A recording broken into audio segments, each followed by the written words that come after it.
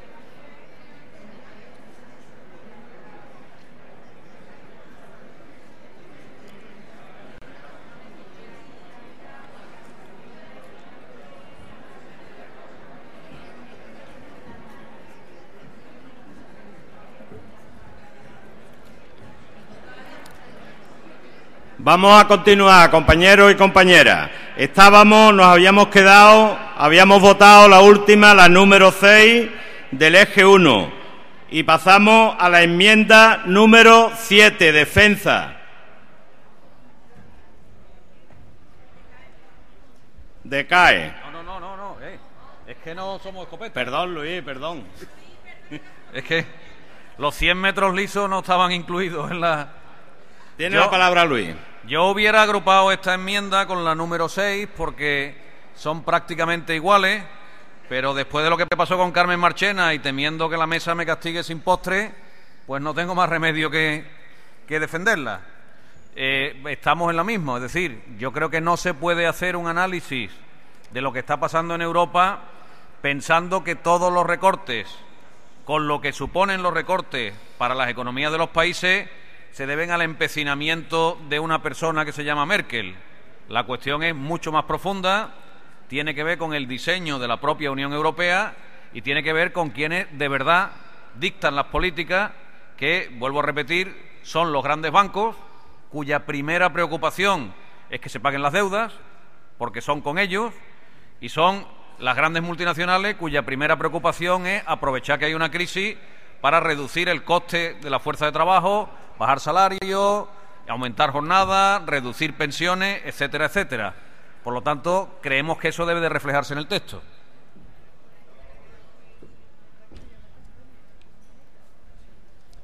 Ponencia.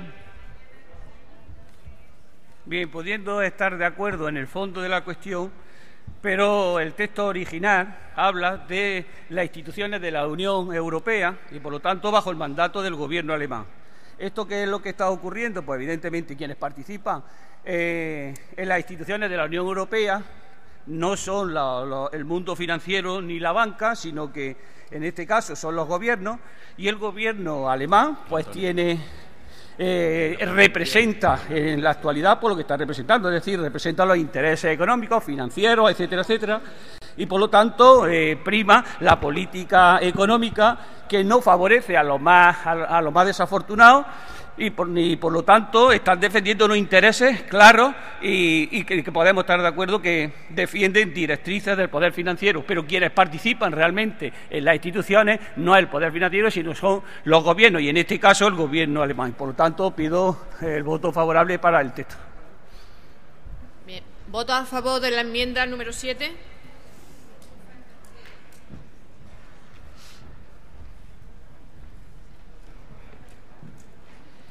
¿Voto a favor de la ponencia?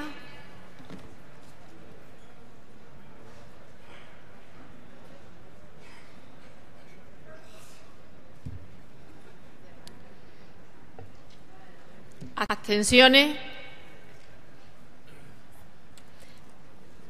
Pasamos a la enmienda número 9.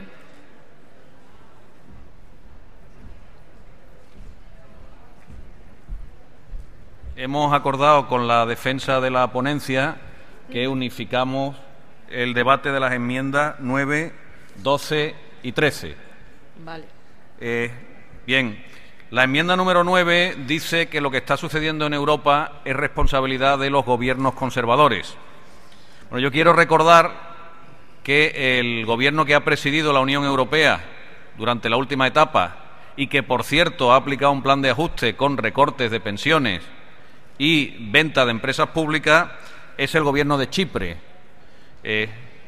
dirigido por el Partido Comunista de Chipre, que no creo que pueda calificarse sin más de gobierno conservador. Os quiero recordar que en el caso de Francia hay un reciente acuerdo social que no han firmado 2 de los 3 mayores sindicatos del país y que ha sido auspiciado por el Gobierno de Hollande, que no creo que sea un ejemplo de gobierno conservador.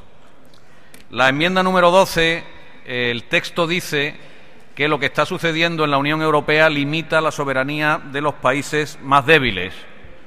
Bien, ya sería malo eso, pero la realidad es que no se limita la soberanía de los países débiles, se limita la soberanía de todos los países. El Tratado Europeo recién aprobado impone la regla de oro según la cual todo gobierno, ya sea de un país débil o de un país fuerte, lo primero que tiene que hacer es hacer frente a las obligaciones de la deuda. Y después, si hay dinero, se hará frente a las inversiones o se hará frente a los servicios públicos. Y la enmienda número 13 habla de que lo que está sucediendo es una crisis en la Unión Europea. Bien, yo no voy a negar que hay una crisis en la Unión Europea, pero las políticas que se están aplicando no son porque haya habido un cambio de rumbo, corresponden a la propia naturaleza de la Unión Europea, que desde el primer momento establece la libre circulación de capitales y la libre competencia no falseada, es decir, la imposibilidad de que los gobiernos intervengan efectivamente en la economía, y, por lo tanto, el texto dice que es una situación insólita que la Unión Europea proponga recortar salarios. Lo llevan proponiendo cumbre tras cumbre en la Unión Europea. Recortar los salarios, recortar las pensiones, aumentar la edad de jubilación. Y termina la enmienda proponiendo que la salida sería un gobierno económico supranacional.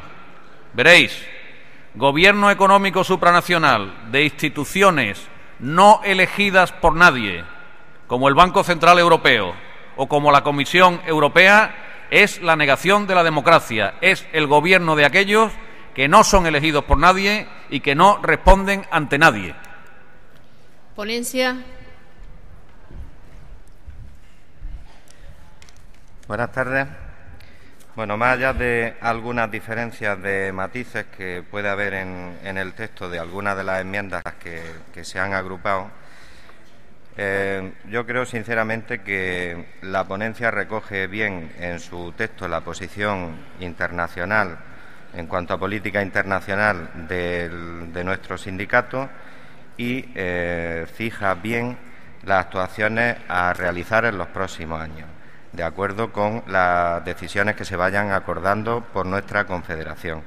Por tanto, creo que más allá de que pudiera aportar algún matiz a alguna de las enmiendas, lo que se propone en otras de ellas se aparta de la política confederal que ha ido llevando la organización en estos años. Por eso pido el voto para la ponencia. Bien. Vamos a votar la enmienda número 9, la 12 y la 13.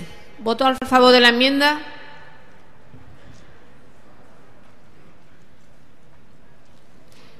¿Voto a favor de la ponencia?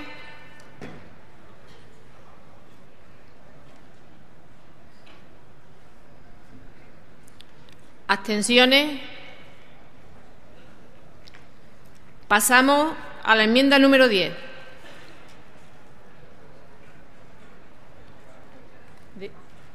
¿Alguien defiende la enmienda? Decae. Enmienda número 11.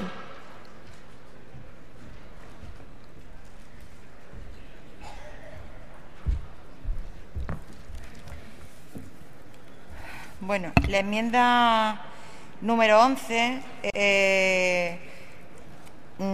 tiene relación, vamos a ver, es verdad que en el texto se define, pero de forma general, lo que supone el plantear la reducción del déficit y las deudas a costa de lo que sea, pero como decía anteriormente, yo creo que hay que señalar a los culpables. Entonces, la enmienda lo que dice es que el ejemplo más claro y cercano a ello que ha sido recientemente la reforma exprés de la Constitución de los 15 días, donde el Partido Popular y el PSOE han pactado dar prioridad, por imperativo constitucional, al pago de la deuda pública a costa de cualquier partida presupuestaria y, por lo tanto, en detrimento de todos los ciudadanos de este país, pues entendemos que eso hay que señalarlo, porque aunque se esté haciendo un análisis de Europa, nosotros pertenecemos a Europa y es las consecuencias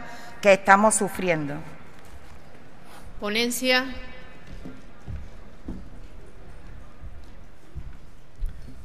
Sí, gracias. Bueno, Carmen ya lo ha dicho, ¿no? En realidad, la ponencia está abordando aquí política europea y asuntos europeos, y creemos que el texto de la ponencia, con una referencia específica a dos partidos políticos que ya la organización ha denunciado esa actuación que se recoge en el texto de la enmienda, pues realmente está desubicada y no aporta valor al texto de la ponencia.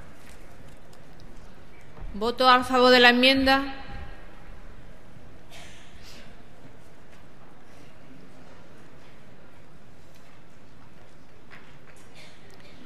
¿Voto a favor de la ponencia?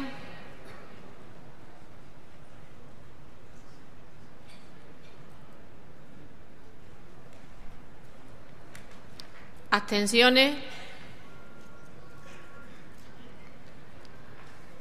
Pasamos a la defensa de la enmienda número 14.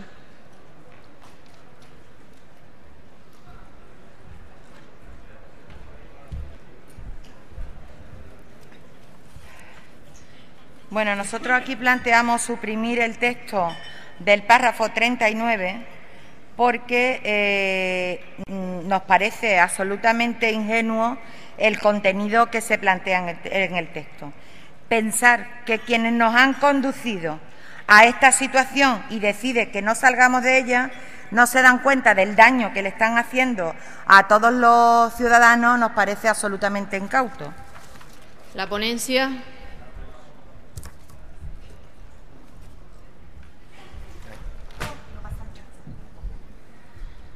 Bueno, yo insisto en la argumentación anterior.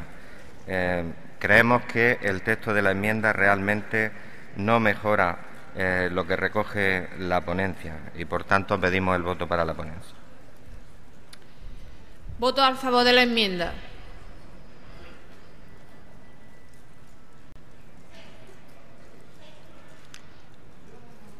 ¿Voto a favor de la ponencia?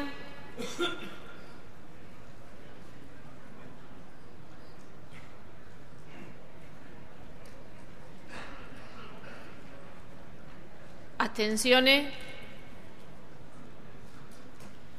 Pasamos a la enmienda número 15. Bueno, a nadie se le oculta que estamos asistiendo en toda Europa a un tsunami que está arrasando con derechos y conquistas sociales de los trabajadores, algunas arrancadas hace muchos años y que ninguna ha sido regalada, todas han sido conquistadas en la lucha. En esta situación, lo que planteamos con la enmienda es analizar el papel de la Confederación Europea de Sindicatos. Y yo creo que no hay que ser muy listo para ver que con lo que está pasando en Europa, el papel de la Confederación Europea de Sindicatos no es en absoluto el que debería de asumir. No es organizar la lucha unida de todos los trabajadores de Europa contra los recortes, sino es dejar pasar, contemplar la situación o, como mucho, convocar movilizaciones que tienen más que ver con un gesto simbólico que con una movilización real. Y se me podrá decir que el 14 de noviembre, coincidiendo con la huelga general de España y Portugal, la Confederación Europea de Sindicatos organizó una jornada de movilizaciones en toda Europa. Pues no es serio decir eso, porque si vemos las movilizaciones que se convocaron, en París había 4.000 personas en la manifestación que convocó la CES. Y 4.000 personas en París entenderéis que no es hacer un esfuerzo de convocatoria. Seguro que hay muchos más de 4.000 delegados sindicales en París. Pero en Berlín con la poderosa DGB, que tiene sindicatos con millones de afiliados, había 100 personas en la manifestación que organizó la CES el 14 de noviembre. Y eso no es ni la 10ª parte ni la 100ª parte, seguramente, de las personas que en Berlín trabajan en las propias oficinas de la DGB y, por supuesto, ni la 100ª parte de los delegados sindicales que hay en Berlín. Es decir, es evidente que allí no se hizo ningún esfuerzo real de convocatoria. Por lo tanto, entendemos que el papel de la CES debe analizarse en su justo sentido y reconocer que, desgraciadamente, no es el que necesitamos. Ponencia. Bueno, aquí decir simplemente que no compartimos el posicionamiento de los enmendantes que consideran a la CES como una simple oficina sindical de la Unión Europea. Reiterar el carácter internacionalista de nuestra organización sindical y su apuesta por el fortalecimiento y la mejora continua del funcionamiento de la Confederación Europea de Sindicatos. Por tanto, creemos que esta enmienda no debe de aportarse al texto de la ponencia y pedimos el voto para la ponencia. ¿Voto a favor de la enmienda?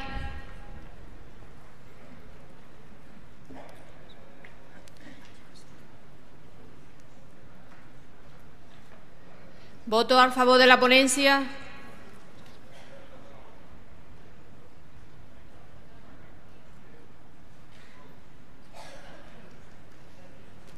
¿Abstenciones?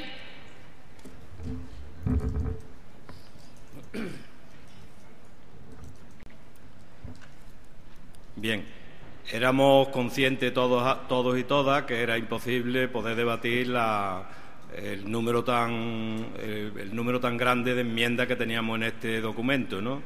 Lo hemos estado viendo en la mesa. Entonces, la propuesta que hacemos al plenario por parte de la mesa es que paremos ya el debate de las enmiendas.